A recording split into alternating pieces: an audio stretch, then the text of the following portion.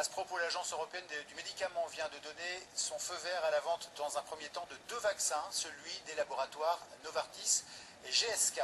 Malgré ces recommandations, beaucoup ne comptent pas se faire vacciner contre la grippe A, 65% en France. Chez nos voisins belges aussi, il y a des réticences.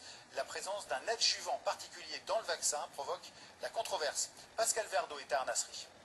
Ce sont des citoyens en colère qui interpellent leur ministre de la Santé. 10 questions sur d'éventuels effets secondaires liés à la vaccination contre la grippe A. Et d'abord, quelle transparence sur le futur vaccin? Comment comptez-vous informer la population sur la composition exacte et complète des vaccins afin que chacun puisse faire un choix libre et entièrement éclairé? Réponse sans substance des autorités, consultez la notice. Sobriété aussi chez le laboratoire qui produit le vaccin dans cette usine belge. GSK utilisera un adjuvant destiné à booster le système immunitaire et contenant du squalène, un extrait d'huile de poisson fortement contesté.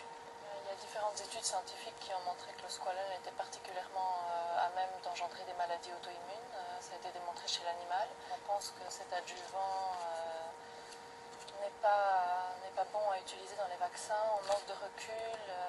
Il y a des études en tout cas qui démontrent sa toxicité.